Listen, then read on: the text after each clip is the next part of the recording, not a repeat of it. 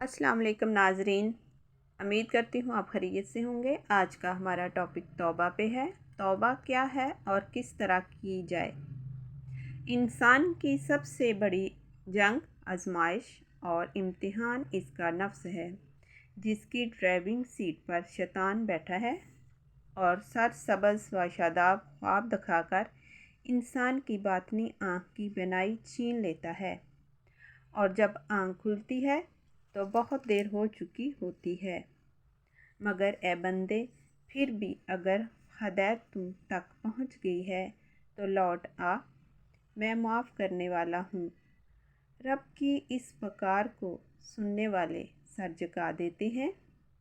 ہر عالم، فاضل اور مفکر توبہ کی ترغیب دیتا ہے اور اسی سے رجوع اللہ کی دعوت دیتا ہے، بلکہ عالم یہ بھی کہتا ہے کہ بد نصیب ہے وہ شخص جو روز توبہ کا دروازہ کھٹکائے بغیر سو جاتا ہے۔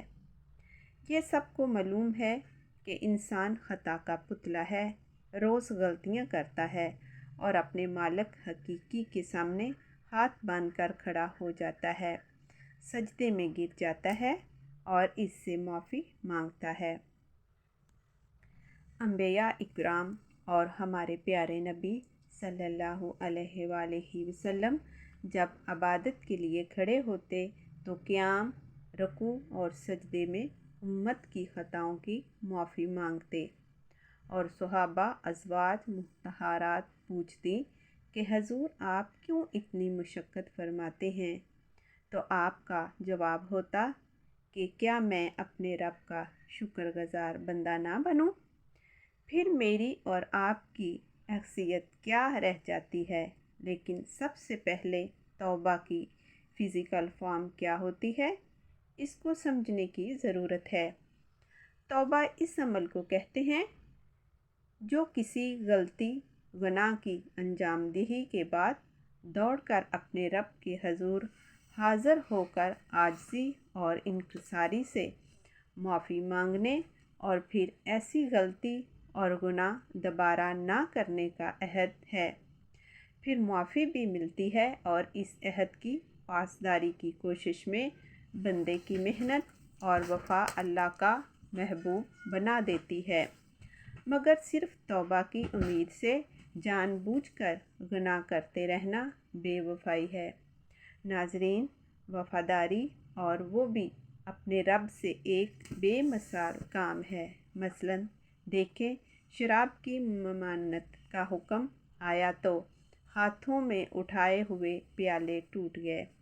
انسان اس کے باوجود غلطیوں کا پتلا ہے، مگر معافی اور توبہ کا دروازہ کھلا رہتا ہے، کیونکہ معافی مانگنا اور مانگنے والے کو عطا کرنا رب کا پسندیدہ عمل ہے۔ سابقہ وزیر اعظم پاکستان ظفر اللہ خان جمالی سادہ سے بندے ہیں۔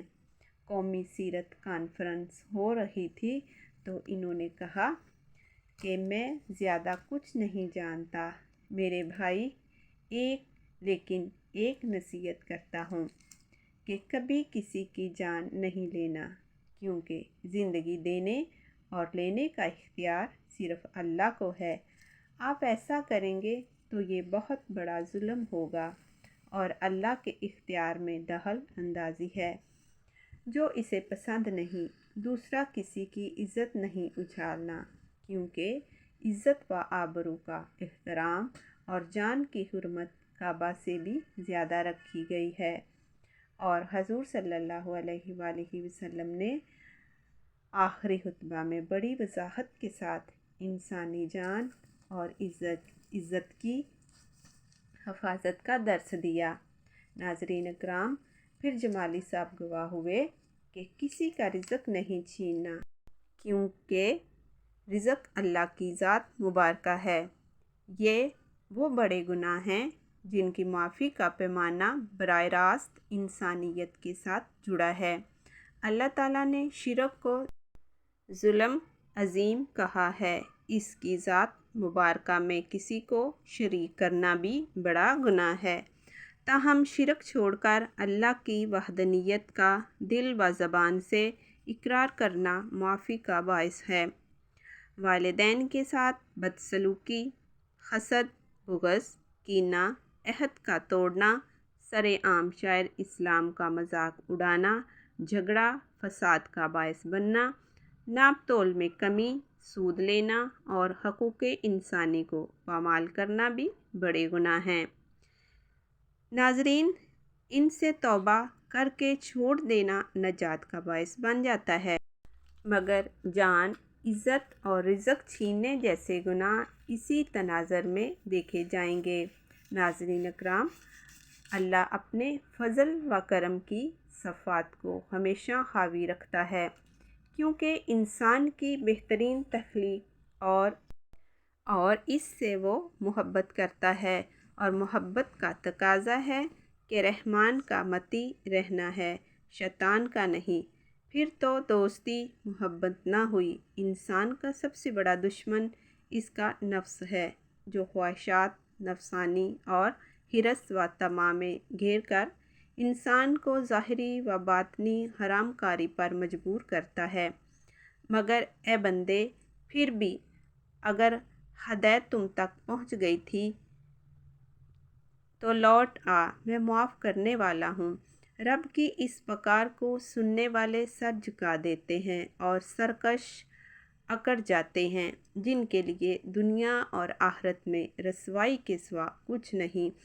اللہ نہ کرے کہ ہم رسوا ہونے والوں میں سے ہوں۔ بس اپنے رب سے عہد باندھنے اور اس کی استقامت کے لیے کوشاں رہنے کا نام توبہ ہے۔ ناظرین اکرام، اس لیے پہلے توبہ اور پھر وفاداری۔ سفر کٹھن لیکن منزل عظیم ہے، کیونکہ اللہ رب العالمین بہت عظیم ہے اور اس کی نادر و بے مثال تخلیق انسان بھی عظیم ہے۔ اللہ تعالیٰ سے دعا ہے کہ تمام مسلمانوں کو ایمان کی دولت سے مالا مال فرمائے۔ اگر آپ کو آج کا ٹاپک اچھا لگا ہو تو اپنی رائے کا اظہار ضرور کیجیے گا۔ تب تک کے لیے اللہ حافظ۔